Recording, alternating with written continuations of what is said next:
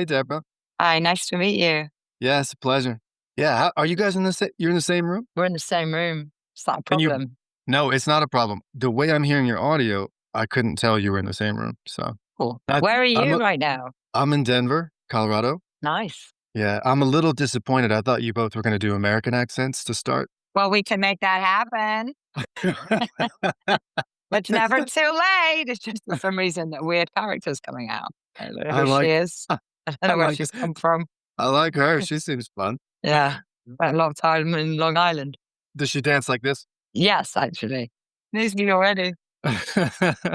Hello. Can I test something real quick? What would you like to test? My IQ? Just from her mic. Perfect. I need to introduce you both. Yes, do it. Deborah, Colin is my best mate. Colin's Aw. background is someone very special to me. She's hilarious. But we met via an artist, very lovely Eve. I think it's a year ago, almost exactly a year ago. Although I feel like I've known you a very long time. It's weird how that happens, isn't it? It is strange. Time does fly. Yeah. So Colin's your bestie from America, Oh, or just from the whole world, the whole planet. Bestie on Earth. The male ego is fragile. And we exercise it on this.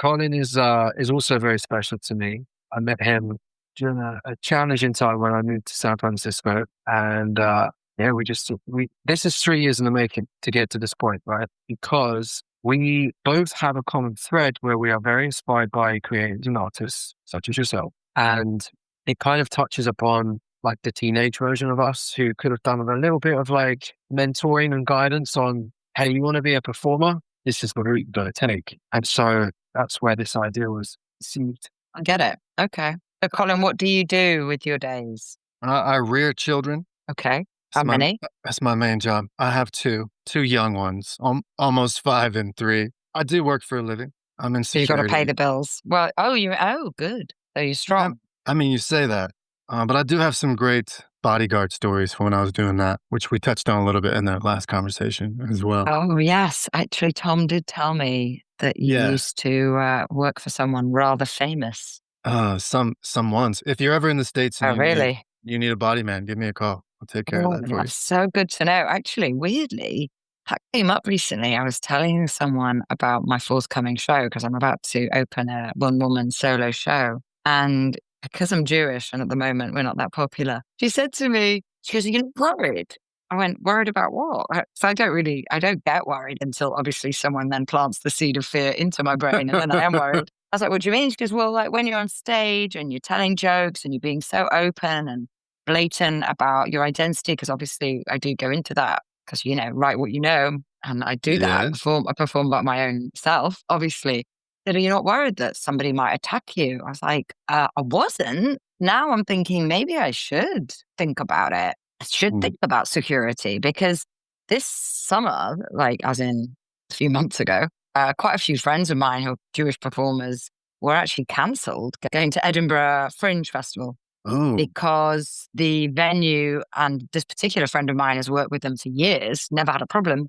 The venue suddenly said, "Oh, we're really concerned about protests and you attracting, various sort of violence to the show, and we don't want to be doing that." So I think a week before she was coming, they just binned her and she had to find an alternative venue, which she did, but it was all very stressful. Yeah. And then I've seen obviously online performers way more famous than me, like Jerry Seinfeld, having to deal with heckling that is not pleasant. So I always say to myself, because I think I'm so tough because I'm from Yorkshire, which if you know anything about England is hardcore northern, grit.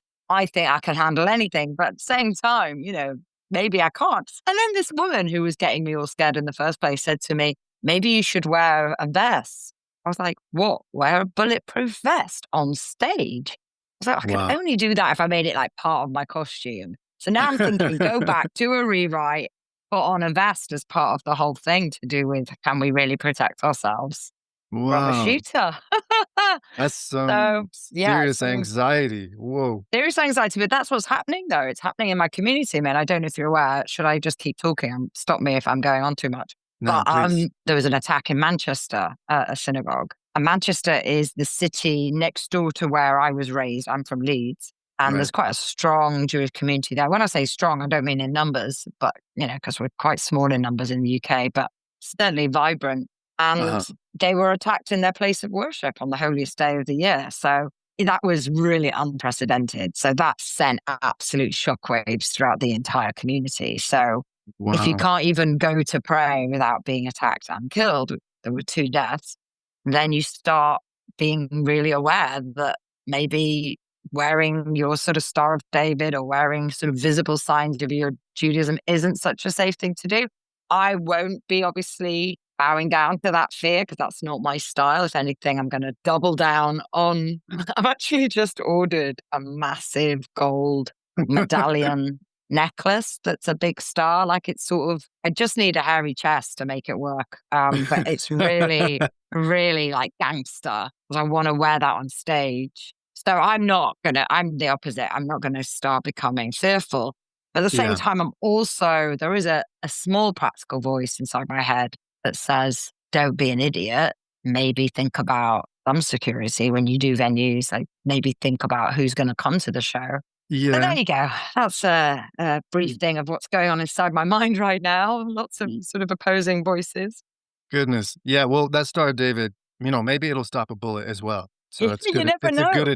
It's a good Can you addition. imagine? That's such a great idea for a movie. Yeah, like this Yeah. bullet pinging off the. One of our presidents, Teddy Roosevelt, he had a book. He had a book in his pocket, and Yeah, when he got the assassination attempt, the bullet went into the book. So, wasn't it a you never know. Bible? Was it a Bible? I wish It it was either was. I hope it is. I probably should know that lore. It was either a Bible or like, I don't know, his notes or something. I don't know. Maybe this is Or, memoirs. Who or knows? porn, a big book of porn. Yeah. Yeah. All drawn, hand drawn porn, Kama Yeah, Sutra style. yeah, I will get to say something today. yeah. Good luck. That Oh, yeah. So, I mean, you can't obviously live your life like this, but at the same time, it is sort of, you have to be serious about various precautions. And when you're doing public shows, there does have to be security. So maybe I will call you up Yeah, it's when it comes to important. the US. Yeah. I've got a big net worth, even over there in the UK. So Okay, in great. Well, Europe. you're a very useful person to know. Yeah, I around the like the world. idea of a bodyguard. It makes me feel like a proper glam diva. Yeah, it can get tense, in your situation as you described it. What's That's been how the most tense for you? Have you ever been in a situation, sort of Whitney Houston style bodyguard movie, throwing yourself in front of someone? I can think of different scenarios in that movie that I've been in as a bodyguard, but those I won't talk about here. Why would Um, you have to kill us? I might have to send someone after you. No, I would never kill you guys. What if you were to entertain our wonderful guests with a story? No Yowza. names. We are the editors of this show, my friend. That story is gonna come out if a movie ever gets made, and it'll be different names, that whole thing. But yeah, I've been in some tense spots, like you it's interesting being on my side of it. I'm not the person of interest. I'm in between, and so the folks who are either super fans or super divisive against someone, it's almost like they see right through me, and so they just wanna get to you, for example, and ask you questions, be close, get selfies. And so you kind of find yourself, and it's a difficult scenario in most situations. If it's a really aggressive crowd, it's easy because we can take more action and be more offensive. But we have all these strategies about how to keep your hands open and as you're addressing someone potentially physically, all this kind of stuff to not make it seem like if you get caught on camera that you're, aggressively going at someone on the other side. But yeah, there's all kinds of scenarios. I've worked as a body man for billionaires and celebrities, and it's just people just want to get close. So there's a lot of physicality you have to manage as well as comfort. And you might be okay with a certain, like you as a client might be okay with a certain level of that. So you might go, oh yeah, Colin, don't be too much of a dick. These people kind of pay my bills. Also, make sure you know which ones want to try and hurt me. It's a fine line. It's sort of funny, but Mm. I worked at a White House Correspondents' Dinner, and I had to use a umbrella that I had because it was raining in and out in DC. I had to use an umbrella I had, and there was these two gentlemen, and I turned it sideways and just like stuffed it in between them and pushed them away. There's things that you kind of have to do to make space One time Wow. I had Barry Bonds. I was butt to nut with Barry Bonds. He's a baseball player here in the States. And Mm. he's pretty divisive because he was in the steroid era of Major League Baseball here. He got so close to me and my client. Next thing you know, I'm like, man, his aftershave smells so good. His neck is all up in my face, and his butt is rubbing up against my crotch. And he just wants to talk to my billionaire client, be like, hey, I want to introduce you to my daughter. And I'm like, Barry, give me some room, man. But that kind of stuff, it's just so interesting. And you should definitely entertain taking it seriously. Mm. Well, Deborah, For sure. what would your bodyguard strategy be? Well, I mean, I would want them to just, yeah, make sure that I'm safe. I can sign a few autographs. I don't want anyone like touching me though. Yeah, I right. mean, in general, yeah, I think that's sort of a general rule. What's Don't your touch ideal me. what's your ideal bodyguard look like? Does he have the Jewish curls and big I and don't think muscular? And that'd be very hard to find with the Jewish pearls, seeing as they're also religious and they wouldn't want to touch a woman for a start. So that would not be practical at all. They'd be too busy studying Torah. No, I think I would just go for someone tall and wide and strong. Yeah, tall's Reasonably good. menacing. Menacing. It's Yeah, that look you get when you go to clubs and they won't smile. I like that. I like to see that someone can just stay serious. Obviously, I see it yeah. as a challenge and make them laugh as much as possible. Um, but from a protection point of view, I want them to look the part. It's so important. It really is. I had so many people just randomly throughout my career, they'd walk up and go, wow, you really look like you're gonna kill somebody tonight. Like that was their feeling of my presence, even though I wear a smile most often. That's just how I Mm. roll. But I guess I had the right kind of energy to really put somebody off. And the Yeah, when you're haircut, working, you've yeah, got to look the part and mean business. yeah, So, for I sure. mean, I can be tough myself, actually, even though, most of the time I'm pretty light. I'm also like analyzing in my head about like, what would I do if someone attacked me? Even just from a female point of view, like all my life, I've been ready to go. If Right. somebody was to like jump on me, like if I'm walking along, I've got it ready, which is just eyes and balls. I go for the Good. eyes, squeeze the Yeah. balls, and I'm Sensitive. like ready with my knee to knee someone. I know. Actually, I would pity the person that would start with me, to be honest. You and Mr. T. Yeah. I pity the fool. Who Yeah. is a fool? Yeah, exactly. I was sitting in my car recently in terrible traffic and it was a red light. We weren't going anywhere. And I just had you put the car in park because we weren't going anywhere. And I had my daughter in the front seat, my 13-year-old, and another friend of hers, well, actually a friend of my older daughter's in the back. Doesn't matter.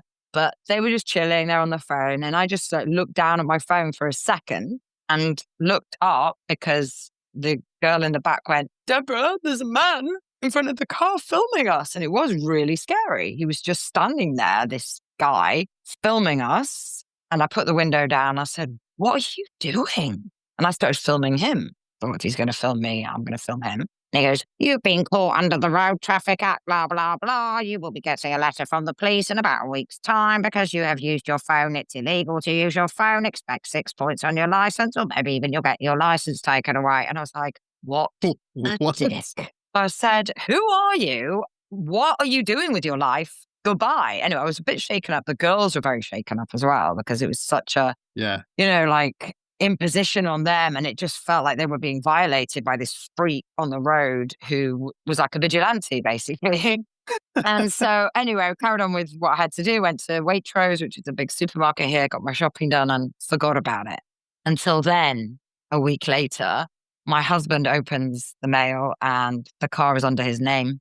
So he gets a letter from the Metropolitan Police of the UK saying, we have camera evidence that you have been using your phone while blah, blah, blah. If this is not you, then please refer to whoever drives the car. Obviously, he goes mental, my husband, because this is like the third offense that week. So I got some sort of, I think I was in the yellow box for too long driving somewhere. When you get it wrong, it's like, oh, I think I can go. No, please move ahead. And then you're caught and you're done. And then, other traffic offenses, nothing, never speeding, just something like, I don't know, parking ticket or whatever. So he was really angry and I was so upset. And I just always go into sort of knee jerk reaction of, It's not my fault. Why didn't you listen to me when I told you this man was being horrible? So whatever. And then I thought, I'll call my brother, who actually lives in the States, because he used to be a lawyer. So he's got a very legal mind and he loves me calling in for legal advice.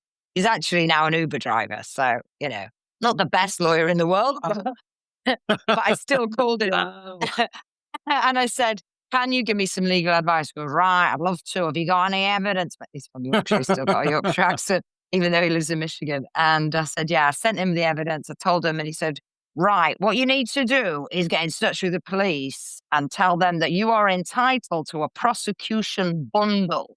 Like, oh, okay. Because they can't do anything. You have a right to know what they're going to do, right? And then you've got a whole letter prepared to take them down and accuse that man of basically intimidating you, which is why you reached for the phone in the first place, because you can't reach for a gun because you don't have one, because you live in the UK. And he was going over all these different things that I could do as my defense. Anyway, Wonderful. there is actually this horrible situation here in the UK where there's a man who's basically going around with a camera looking for people using their phone. It's entrapment. And then he's sending footage. They get paid. It's a paid thing. They get Who paid to pays send them? footage. Police. Wow. Yeah. So it's a whole network of crap. So anyway, I thought you messed with the wrong sister. So I wrote to the police saying I'm happy to fill in the forms, but I am also entitled, according to Road Traffic Act 1990, whatever, to have the prosecution bundle. And that was quite a while ago, and I haven't heard back from them since. So I am now looking forward to taking them on. Way to go, Debra's brother. Well, you should really show them. Finally. Start your own business where you hire people to go around taking video of people doing criminal acts with their phones in their cars, and then you can really show them. You'll get paid, and then you can pay your legal fees. But I have a life, so okay. I'm not. All right.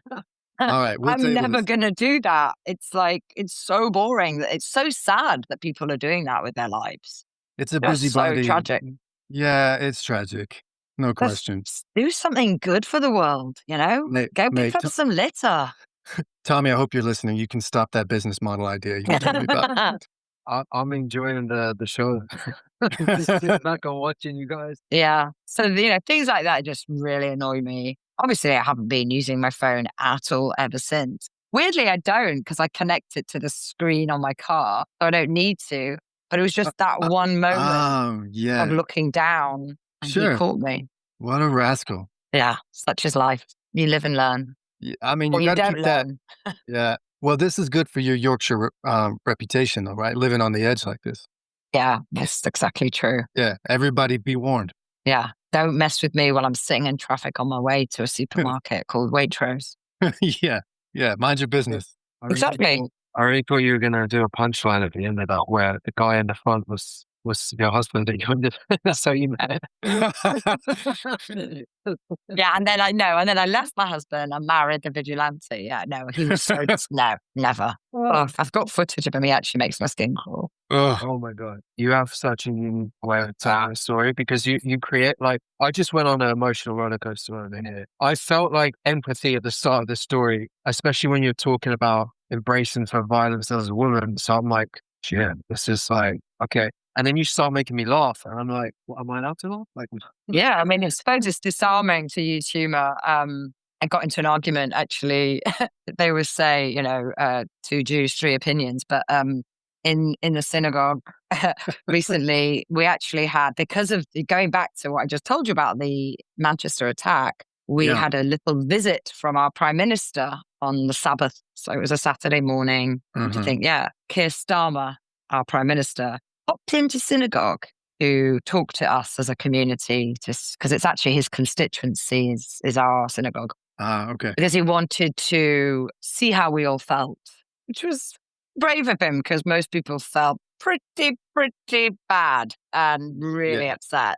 I mean, one woman next to me, she was like, I want some eggs. I want to throw eggs at him. I went, calm down. I don't think that's going to do us any, it's not going to be great for our reputation, with throwing eggs at the prime minister. Just maybe ask a question. And then it was moderated by our rabbi, who had given us a warning that we should all stay calm. So anyway, that was a Q&A. He did rather badly, to be honest, because he couldn't really answer the questions, whatever. Typical. But one thing that I got into an argument with someone about is that the community wanted to sing God Save the King because it shows that we are, really proud patriots being Proper British. And I Brits. know, obviously, if you're in America, I know it happens across America where people are very proud Americans and they'll sing the national anthem. I'm not a massive fan of singing whatever it is, national anthem Anthems. anywhere. I'm Yeah. not well, I like hardcore house anthems, but I don't like I'm just not into nationalism, right? Yeah, So, yeah. but it's Feel you. just my opinion. Everyone else feel free to sing. I just think it's performative to sing just because the prime minister's coming to town. If King Charles was coming, I slightly get it a bit more, why that might be a bit more necessary with all the pomp and ceremony. I just choose to zip up my mouth, which is, I think, my democratic right. Okay. Just like it's somebody else's democratic right to sing. But anyway, I made this quite clear. And then afterwards, there's always a little sort of reception afterwards where people have a few whiskeys and food. And this guy came up to me because he just couldn't quite believe that I was so objectionable in not singing, And he was like, why didn't you want to sing it? I said, I just don't want to, ever since they killed Princess Diana, I'm not really that bothered. And then, but he was getting really serious about it. And he was getting very, very upset about why I wouldn't do it to show that I'm proud to be British. And I was like, well, I just don't think I need to do that. Like I said, I think it's performative.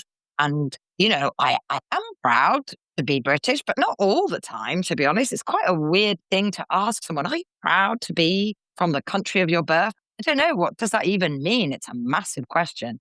Anyway, he was getting more and more serious. And then the only way I could actually get him to chill out was to tell him a joke. But he didn't know the joke was coming, which was my favorite bit. I said to him, you know what happened to the corgis after the Queen died? And he said, oh no, what did happen to them? I said, well, they all went to Prince Andrew. And he said, why? I said, well, he is the most experienced groomer in the family. Uh, And then he was all right then. He chilled out a bit after that because he found it quite funny. So I just thought, I can't really be bothered with such a serious conversation. So I always think, don't take life so seriously. can you channel comedy when you're feeling quite triggered and intense? Yeah, I do. I think I've always used it as a coping mechanism. It's a Okay. survival technique. Yeah. It's like, oh, it's tense at home, make them laugh. So, I'll just sort of bring out I'll just be a bit of a clown. I think that sort of started quite early in my childhood because there was obviously some palpable tension going on, either with my family, my parents, or my brother or something. So I'd just make everyone giggle by coming down in a ridiculous costume or something. So, and it worked. That's the good thing. It does actually work. I think we can achieve loads through comedy. I think comedians of all walks of life can definitely help bring people together. I think, though, obviously it's very subjective and there's a room for offending people and people do get offended quite easily. I know that sometimes I can get offended, but what I do when I'm watching comedy is I sort of put myself in two spaces, which is sometimes annoying for me because I can't relax, but I'm watching myself and my reactions to the comedy, just like when I go and see a film. I don't know if you're like this sometimes, Tom, where you're watching it, but you can't quite lose yourself because the acting's quite bad. And once the acting's quite bad, I'm out. I'm done. So if you're not making me laugh, then I can't really. It's so interesting, like what is making me laugh and what isn't. And sometimes I've been to see comedians where I'm not laughing and I am offended, but I'm then questioning, why am I offended? And why am I not laughing? So it's quite an interesting place to be. And sometimes it's about me. Sometimes it's about the chemistry in the room, especially with live comedy. Sometimes it hits, sometimes it doesn't. I mean, I can do the same material night after night. And one night it works, I'm killing it. The next night, awful. So it's really interesting. You've got to be able to read the room. And I think that's maybe one of my skills in life is in general, comedy or not, is to walk into a space and read the room and see how people are feeling without words. Yeah. Maybe a feminine thing as well. Intuition. Yeah, Sorry, go on. intuition. Can you remember like the first time that you recognized that skill, that you had that skill when you were consciously using it? I think as a teenager, when I started blossoming, and I talk about this a lot in my show, where, my mother kept my hair very short and I was this gangly sort of teenage nerd who wasn't particularly sort of attractive. Probably why I developed personality quickly. Otherwise, if you're going to get friends, you better do something to increase your, value. So, do something because it's not going to be because you're pretty. So I then luckily, So much has God changed. blessed, God blessed me around sort of 15, 16. Also, I was strong enough to say to my mother, never again with the haircut. Just stay away from me. You're not taking me to a lunatic. And I started sort of blossoming. And so then my confidence went up. Nowadays they call it a glow up. And I think that when your confidence goes up and you're aware of what you're bringing into a space and your energy, then you start to be aware of other people's energy. And it becomes sort of a two-way system, really, isn't it? You're like a mirror. So you start knowing you've got to know yourself first. And that happens as you grow. And I think that it's a never ending process. But certainly for me, to answer your question, I'd say it was probably around 16. I remember going into a pub. Obviously, I was underage, but then who isn't? I was in a pub and I was with my friends and I walked past these guys who were about 5 or 6 years older than me. But I had like crushes on many of them. And I walked past and one of them said the most backhanded compliment I've ever heard in my life, which was, as I walked past, went, ugly duckling, Swan. Okay. And I was like, I turned to my friend, Debbie, and I said, was that a compliment or an insult? And she went, I think it was both. And I was like, okay. And I realized that in that moment, he'd said it out loud, what was happening in my sort of evolution as a person or as a woman or whatever. So it's interesting to know. And then you start finding out what power there is there in that. And not just how you look, but how you are, how you carry yourself. Yeah, And you absolutely. start reading how other people are. And you can always tell. And then I remember a friend later, in my 20s, saying to me, if you fancy them, they probably fancy you.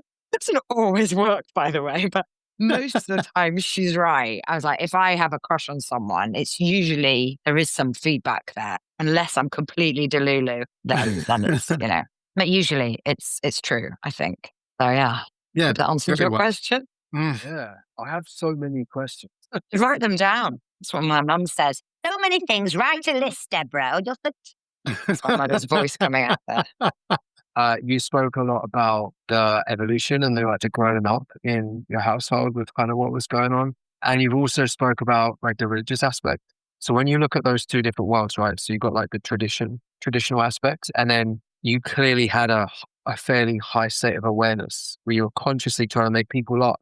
How did like those two worlds sort of shape who you are today? Great question. Nailed it, Tom. So I think one of the most important things, certainly I was raised and maybe I was also blessed to have this type of brain, but it's hard to know whether it's nature or nurture. But I am a great believer in critical thinking. And I do feel very grateful to grow up within a family and within a community, because I wasn't just raised by my parents. I think I was raised by a community. It's, they say it takes a village.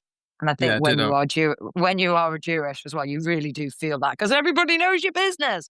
Also, it's very, very warm and welcoming, and you are taught educationally to question. So I went to a Jewish school up until the age of 13, and the text itself is what makes Judaism so particular. There is no one way. There are many ways to oneness, many ways to unity, because the belief is that we should be unified as humanity should be on the same page, but the same page you can get there through different mediums. Whatever it takes to be a good person, just be a good person, be kind, be questioning, challenge things. And so I think having that sort of way of thinking, it actually meant that you could have these worlds that did sort of collide and could actually potentially contradict each other.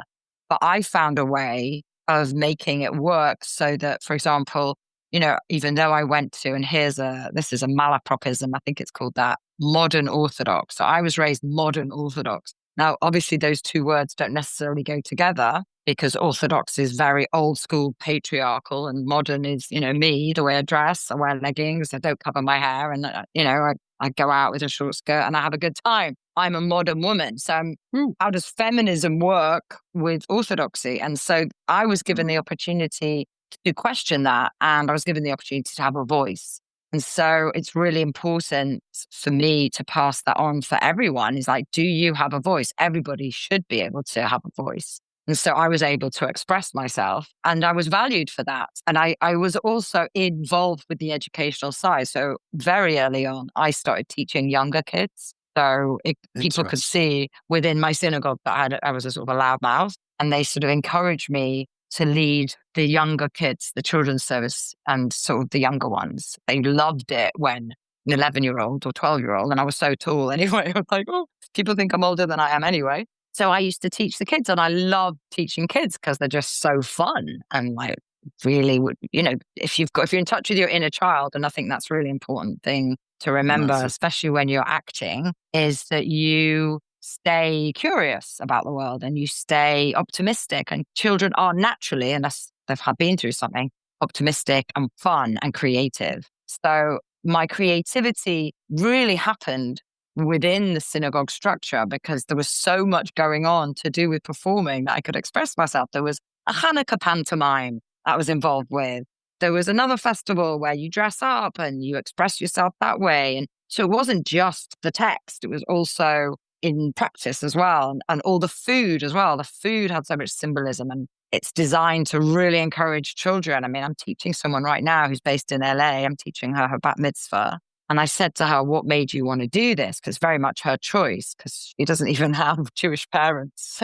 It's so funny. I said to her, what made you want to do this? She goes, well, it's when my mom married Gary and he's Jewish. So I really like his attitude to life. And also like my grandfather was actually Jewish. So, she's chosen it. But then when I asked more, she also told me she loves the food at Hanukkah because there's this delicious potato thing that you fry called a latke. And she said it's mainly the food. So, and the food, and it's designed like that, though. The food has all this symbolism. We started talking about the story of Hanukkah, which takes us back to Jerusalem first century. So that was like really interesting because we just went into a massive history lesson from talking about food. So it's amazing how all these different things can bring you to a point of education. So I was always stimulated by that. And it was always, everything I ever did came with joy rather than guilt. Although obviously, your parents and your grandparents try and get you to feel guilty, but I'm not a massive, but I'm not a fan of that. I really prefer the joy side. So yeah, I hope that answers your question. I've got no idea if I went off on a tangent. It was gorgeous. If Colin and I want to be Jewish, where do we sign up? Well, I've got a rusty pair of scissors in my hand. We can start now. No one has said it. Hold on, I mean, hold on. I'm already halfway there. I'm good. Oh yeah, a lot of Americans have already, they do it. They do it for hygiene reasons. But yeah, I mean, that does exist. Obviously, it's difficult for a guy, but it happens when they're babies. Yeah, there's a joke. What's the joke? My ex-boyfriend told me. He said after they call it a bris. That's the Hebrew for circumcision. He said after my bris, I couldn't walk for a year. It was a classic. It's a dad joke though, really. But yeah, I mean, Judaism doesn't go out and convert because we're like, live and let live. But obviously, if you want to get involved, come along, come for Shabbat dinner. Yeah. Do it. I'll show you the way. I've loved the ceremonies. Back in San Francisco, where Tommy and I lived and where we met, there were so many friends, Jewish friends that I have and had at that time. And I would be invited to the weekend celebrations. What is it? Starts every Friday night. Every Friday night, and then it goes into all of Saturday and ends every Friday. Every week. Yeah. So I just texted my friend, "Do you want to come for Friday night dinner?" And she was like, "Yes, please, bitch." Yeah. I was like, okay, it's the time to make chicken soup now. It's the season. Yeah. I always make chicken soup in the winter, and it's getting a bit cold. But it's eating, getting together with family. Beautiful singing happens in the synagogue. It's a short service on Friday night, so it's really nice. And then Saturday morning, you go to synagogue. Actually, this weekend, friends of mine, their son, it's their bar mitzvah. So they sing a portion from the Torah. And because we read, which is the Old Testament, we read every week a different portion. We're actually starting from the beginning because we've just finished the cycle. So this Saturday is Genesis. It's a good one. It's an easy one. Yeah. Read that immediately. You can. There's probably loads of comedy in there. I mean, at the end of the day, there's It's a loads real of jokes drama. about Adam and Eve. Yeah, in fact, I should Yeah. probably bring out some Adam and Eve jokes. Yeah, something about God being a woman. I haven't thought about it for a while. Yeah, there's something in there. Fig leaf. Did Adam have his bris? Is that That's a really good question. I remember Yeah. saying to the kids once when they're in children's service, I said, what is the difference between Adam, the first man, and the rest of humanity? These kids were like coming up with all sorts of answers. It was brilliant because I hadn't really prepared anything that morning. So we had half an hour of trying to guess what was the difference. Can you think about what the difference was? This was for 4-year-olds. 4-year-old. One 4-year-old got there eventually, but with a lot of hints. The first man didn't have something that we all have. A cell phone. On the body. Think about body. Think about the actual physical Memories. Did he have flesh. memories? The things that mark your body that are different, that we all will have. Tattoos. Oh, it's still the tats, yeah? Tats everywhere. I love Eve. All right. So Adam was a nude man, no Yeah. haircut, beard. He had He was born a man. That's right. Oh. So you're getting there. He was He had a a bush. full-grown man. with a bush So and a all of us, we don't testicles. arrive full-grown, do we? Think about how we enter the world. Yeah, as wee babies. That's right. I don't know why I'm talking live from Australia, but yeah, we baby. And what happens? Sense of humor. Yeah. What happens when a baby is born? Oh, So Adam because doesn't. He doesn't have a mom. Okay, so what? How does that show on the body? He still has his umbilical cord.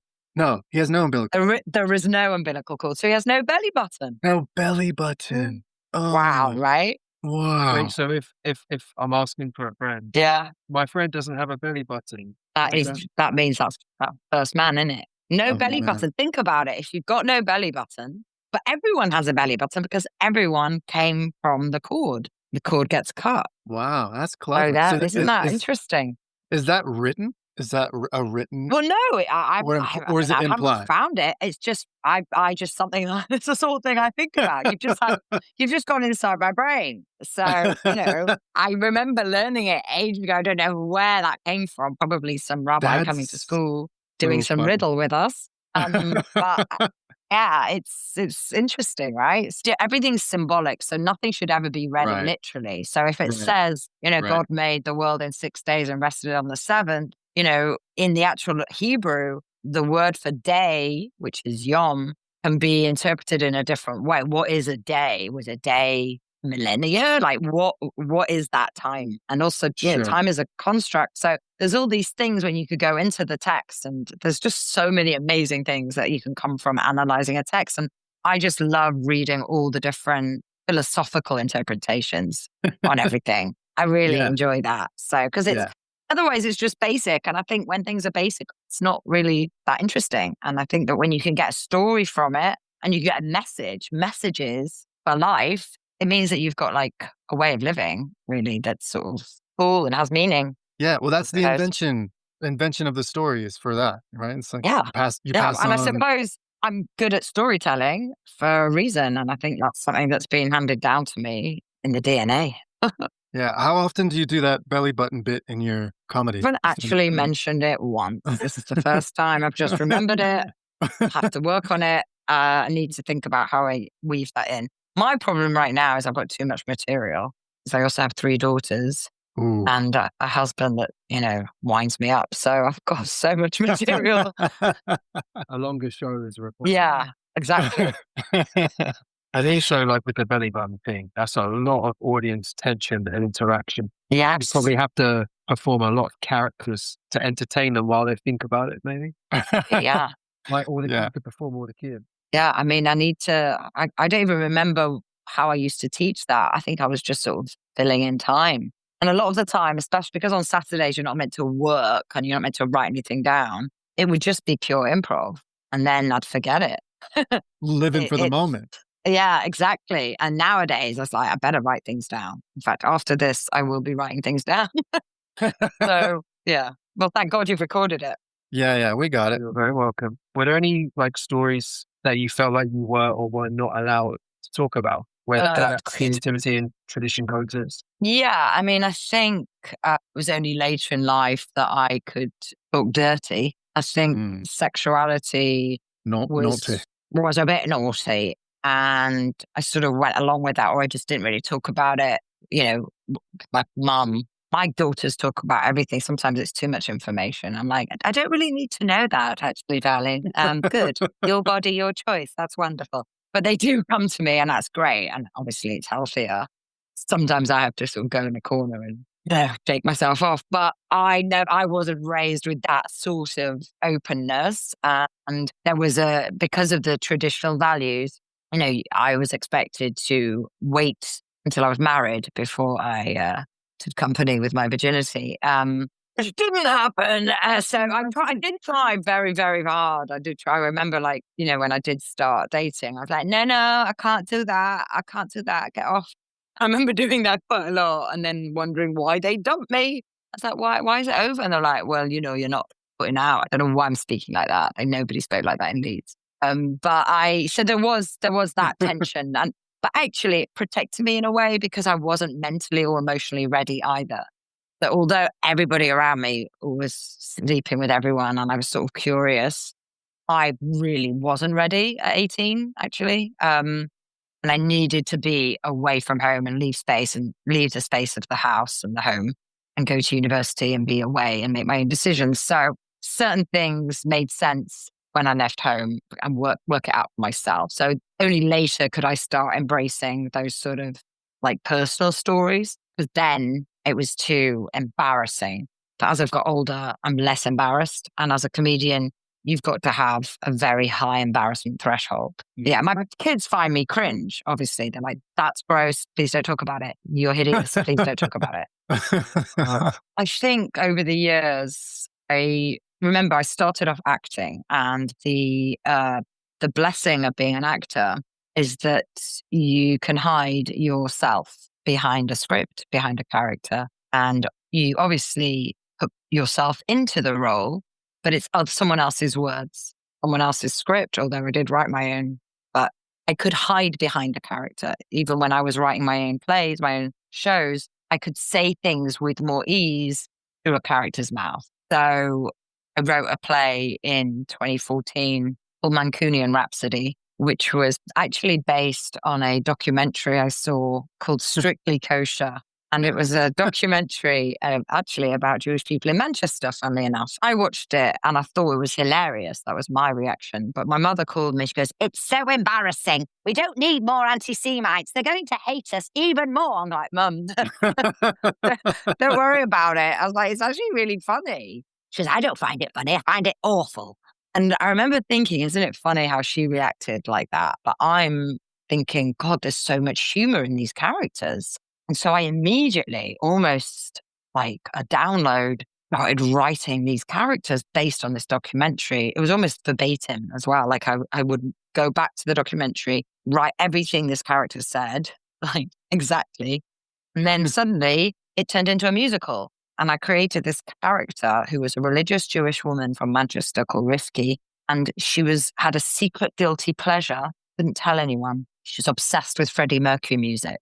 But because within orthodoxy, the voice of a woman, which in Hebrew is kol isha, is considered too much of a turn on. Oh. Women can only sing amongst other voices. So a solo artist, female solo artist, is too hot. The men can't concentrate, especially if it's prayers, if there's a woman's voice. Which is why I sing extra loud in synagogue. Just to see if they're all going to fall apart. I mean, it's a bit of a joke. To see if joke now. Yeah, I'm like going, and you want to see if that brisk, see if the brisk see, turns into a brisk. Put a K at the. Yeah, exactly. What's going to happen? They're all going to have massive turn-on, hard-ons, but it hasn't happened yet. I'd go to that synagogue.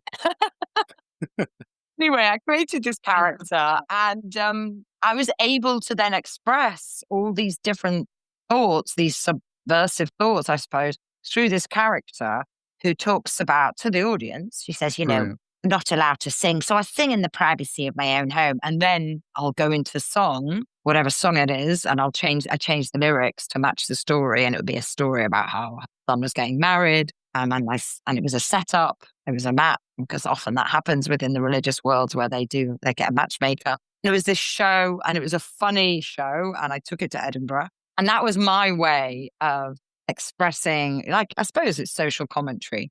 However, what I've noticed since moving into stand-up is that you're more vulnerable and you're more respected, certainly in the comedy world, if you're not hiding behind a character. But then I found the audience feedback I've got is that they do like my characters and they like it when I do funny accents. So now I'm doing a blend between me, Deborah, and characters. So the show that I'm bringing to the world, I've already performed it once in Leeds, but it's going to go to the Leicester Comedy Festival in February 26th, and then hopefully the rest of the world. It's about how I invent characters. And then I do the character, and then I go back to myself. So I'm in and out. Yeah, Miguelos. It seems to his character and walk us through the invention process. Yes. Form a little bit of it. I thought you'd never know. So I lived in New York from 2019 for 4 years, and had this weird moment where I was out every night, and my mum was like, "Why are you out every night?" I don't know, Mum. I've got this feeling that if I'm not out every night, I'm wasting time, and I've got to go out every night. Little did I realize how psychic I was, because everything was about to shut down in March 2020. So it was a real, unbelievable foresight, because I was out every night. And then March 2020 happened and everything closed down. New York went from being the city that never sleeps into becoming a city in a coma, pretty much. And it was frustrating for me. So for my own mental health and, being trapped in an apartment with a dog, a cat, husband and 3 daughters, and having to school them and all that stuff online, I invented a character who was a cleaner from Slovenia. And she may or may not have been best friends with Melania Trump, but she unfortunately did not have same situation as Melania, because Melania married President of United States. I marry President of local plumber WhatsApp group.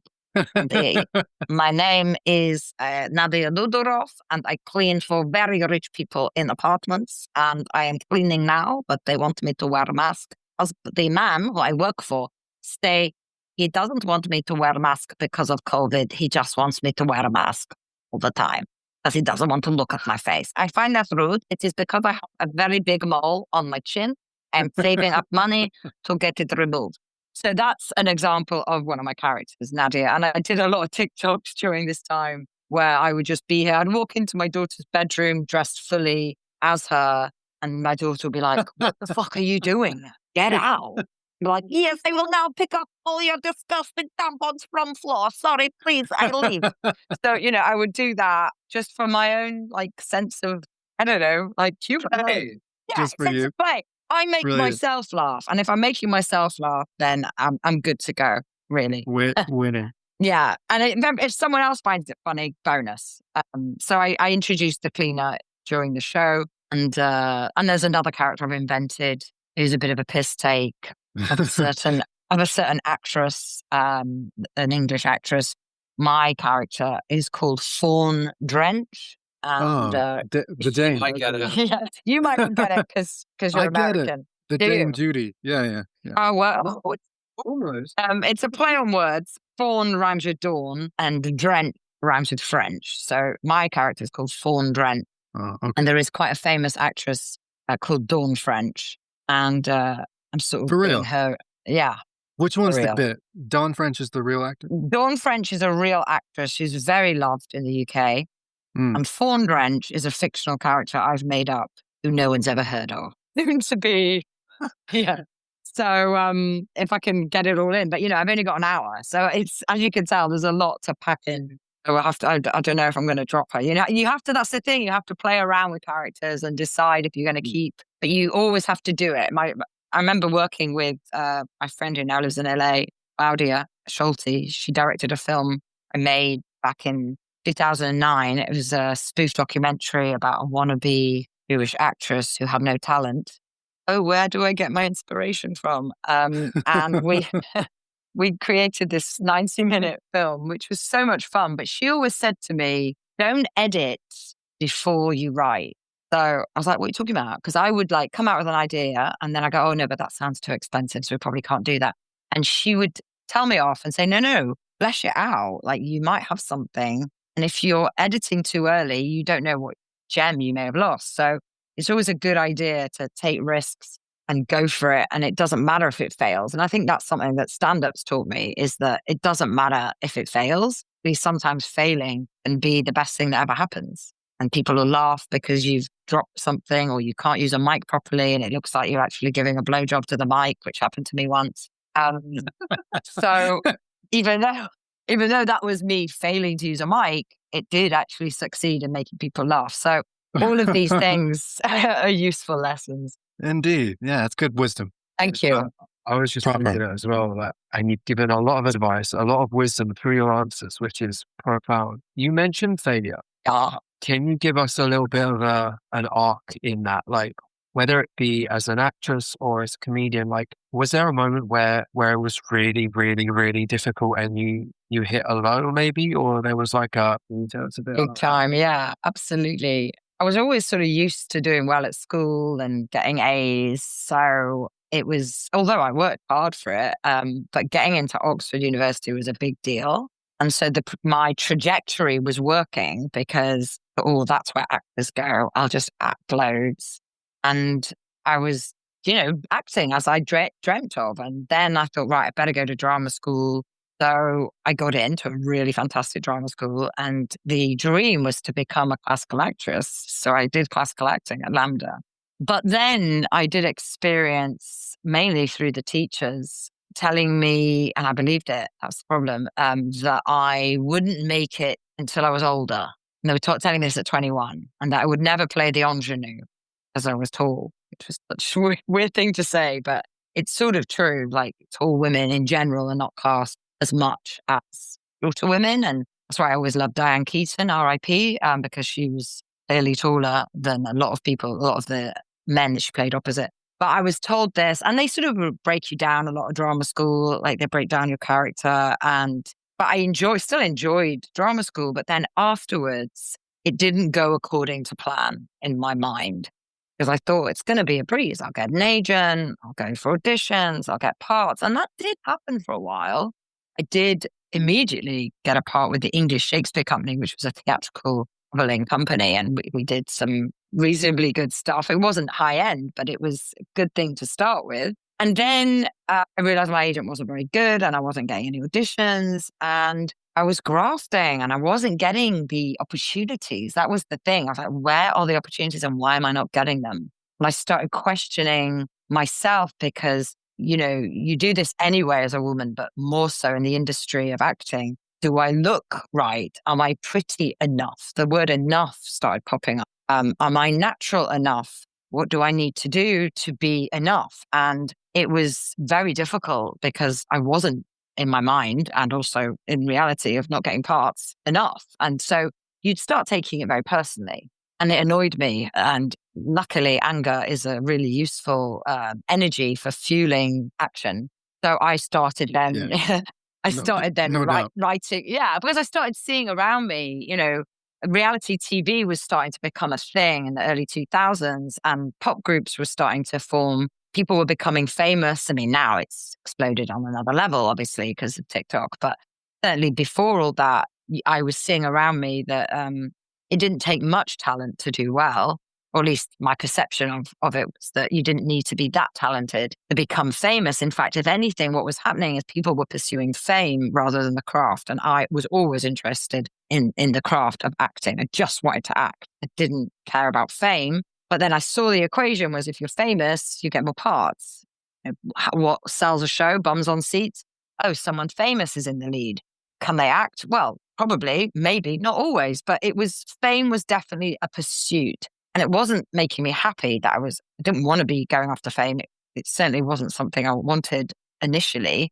So I thought, I know, I'll write a spoof on the idea of pursuing fame, which is when I started writing my film, which is called That's For Me, which you can find clips of on YouTube. You can find the whole thing if you really want to. I can send you a link. It is very funny.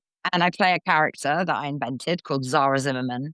And she eventually does become famous through quite dubious means, not through her talent, because she doesn't have any. But that's the comedy. And then obviously I'm being told all the time by everyone, oh, you're so funny, you're so funny. So I was trying to think, well, I seem to be writing funny characters, going in this direction, but I'm a serious actress and loved playing Lady Macbeth and love serious proper text. And I love using my voice. So I was sort of a jobbing actress and getting some money from voiceovers. And then because I had to dye my hair blonde for the part, I started getting more roles as a blonde. So it was like, I was very commercial, my look. I was getting lots of adverts and it was great, but I wasn't necessarily getting what I wanted. And I kept hitting these blocks, but it was through my own creativity that I got the work. Not through an agent. And even to this day, I'm like, when will the agent come into my life? Someone who thinks like I do, works with me, collaborates with me, because it's always been me doing it. And so through the failure of not getting parts in the traditional sense, I've become successful as my own entity and sort of the sole proprietor, is that a word? Of the business that is me, Debra Tammer. So it's like I'm running the show, I'm writing it, I'm producing it, I'm doing it all, and I enjoy it. But it was through failure that got me to where I am now. And actually, another mum in the playground, very famous woman, actually, she's a brilliant ventriloquist called Nina Conti. She's the daughter of an actor, actually, called Tom Conti, that maybe you've heard of, Tom. She said to me when my daughter was about 2 or 3, she said, Deborah, you're really very funny. You should be doing stand-up. I was like, no, I'm a serious actress. And she said, go do a stand-up course and just do it because you won't regret it. She made me do it. She inspired me. And that was in 2010. Bravo. And after I did that, then I was in and out. I was like stand-up acting. And now I'm fully in. So yeah, it's you've got to be ready. You've got to go with it and you've got to find out where your strengths are. And because I'm good at organizing events, I enjoy what I do because it's not just about me. I produce monthly shows in New York and London now where there's other comics and there's also musicians and we have a really good night. The night is called Camp, which stands for Comedy and Music Party. Yeah. Oh, my God. It was fun. Even when I just want it to be Jewish. oh, because I started doing my improvised singing of Havana Gila. That's it. It's a bit bogus. I've struggled to be a host today. I'm sorry. I feel like I'm your direct audience. You've been inspiring. Wow, you've helped me with a lot. I identify with. You're so similar, actually. Yeah, with what you want, Tom. Your skits, the characters you come up with. I think it's all part of you, though. It's like, what is the true self? I mean, that's another philosophical question, but you are like whatever you want to be, really. I think what happens is as you tell a story, for me, I just go into the different personalities within that story. I think I just can't help it. Like I'll play my mother without even thinking about it. But I've enjoyed being on the show. You know, you inspire me too, Tom. I'm going to get emotional. He inspires me too. When I read Tom's questions, I'm just like, where is this person's brain at? It is so far beyond anything I feel like I ever creatively think about when asking questions to people. It's amazing. It's brilliant. It's a skill. Massive. Yeah. I do want to ask you one last question. You spoke about almost like an era of struggle and challenge, right? So right from being a teenager, like more physical things, but also you went back to 2010. So it's like an era of multiple challenges. If you were in a room right now with all of those versions of you, or those characters, let's call them, and you could give them a piece of advice, like what would that be? I would say hang in there, it gets better and better, and perseverance is the key. So don't give up. I love it. Also, what is your dream car? Really, the question should be, what is your dream salary? Whatever Julia Roberts is being paid, I'll take it. Dream part. I mean, you know, I mentioned Lady Macbeth earlier. I do love a juicy Shakespearean character. I love queens. I was once told in some drama workshop I went to that I gave off queen energy. So I do like, I mean, that's to do with status. I do enjoy playing high status. For comedy, often the characters would be low status usually, but intelligent part, quick-witted, similar to me, I suppose, in that response. The writing has to be great. The reason I pick classics is because the writing's already been proven. So yeah, I mean, one of my favorite roles I played when I was at Oxford, and actually it started running for a few years because they made money out of it. So I then put it on again. Was Rita in Educating Rita. I don't know if you know that play and film by Willie Russell. It's a fantastic part. And she's from Liverpool. So the whole time I had to talk like that. And to be honest, I fucking love talking like that anyway. So for 2 years, I just went around talking like that. And my daughter loves it. She goes, I love that accent. It's so nice. Not everybody agrees with her, obviously. But You do it. can you do Liverpool? Can you actually understand anything I'm fucking saying? You asking me if I can do a Liverpool Yeah, accent? because Americans No. don't necessarily get it. No, Some Americans think I'm from Australia. I'm more tuned in because yeah. Yeah. I'm more So you've tuned in. got friends that are British. Yeah, I got British friends doing all kinds of accents. I follow British football, all that stuff. I'm so envious, you? man. I want to do more accents. I'm more of the type to crack into a song or a dance than to do an accent. That's for sure. Okay. Well, that's also a skill. So there you go. Yeah, I don't know. There's probably a load of parts I would want to play, but that's what comes to mind. I could probably do Friends. I could pop up as a character in Friends. Well, I just missed a call from my husband, but I put the phone down on him, so that's fine. Mate. He's going to play paddle anyway, so I don't know what his problem is. Mate. All he does is play paddle. Like, really talk about, like, it's not midlife crisis, it's like whatever crisis it is now. A bit crisis. The paddle All these men crisis? play. Yeah, everybody's, I don't know what, in America, is it? I'm not sure if it's a craze in America. You could call it padel. Is this like The combo of tennis and squash. It's where you're in you're in you're in a a room. court. Racquetball? You're in a court. We call Yeah, it racquetball? and Yeah. it's played in partners. There's 4 people on a court. There's a net, but it Oh. also can bounce off the walls as well. Oh, yeah, And yeah. he's Okay. really into it. Yeah. Yeah, I thought you were talking about something in the bedroom, but never No. mind. Oh, that would be interesting. Maybe I'll introduce it in the bedroom. There'll be injuries. There's gotta be 4 people, though, and a net as well. Actually, I just got his text. That's funny. His text actually just said, my dad's on his own for Shabbat, which is this weekend. Can he come for Friday night dinner? Obviously, the answer is yes. Yes. So I'll text him in a minute. Yeah, What does he light a can candle. come? I mean, of course. Everyone can come. You can come. I wanna go. I know you guys gotta go, but I'm actually curious. You were talking about the, song. Yeah. The song for the anthem for the king, is it Oh, yeah. dramatically God different than the save queen? our gracious king. You just switch it, so it's the same thing. Oh, I didn't know if it was a whole new set of lyrics. Who switched the lyrics? Well, every time, Is it us as people? yeah, as we decided once the queen was dead, I think we worked it out as a nation. It was almost like, I think the best thing we've ever done. yeah, without even talking about it. So unified. Or maybe Unification. somebody said, remember, guys, it's king. Somebody somewhere would have gone, because I'm still saying queen in my mind. Yeah, me too. Well, you never know. Like, He could I loved he could her. be a queen. Was really, Could be yeah, probably. Yeah, we gotta go. Yeah, definitely. You're welcome. Thank you, guys. It just needs a part 2. Bring it. And 3, 4, 5, 6. Yeah, I'm gonna come to Friday as well, so Yeah. and Saturday. Saturday. Just tell me your dietary requirements. I'll have to get Yeah. the details. That sounds super Yeah. fun. But I'll do Alright. a tour one day. I'll come to Colorado as well. Rocky Mountain High. Rocky Mountain High. Okay, Okay. cool. He has got a nice voice. I can get into it. We can do some karaoke, one of those small rooms. Hey, part 2, we'll start singing. Yeah, that'll be fun. It's Alright, good. let's- I feel we've got it coming. Yeah, you gotta contain it. 2 minutes, we're going to get locked. Right, we better go. Thank you. Bye for now. Ciao. Ciao. Nice to meet you. Bye. Pleasure. Bye-bye.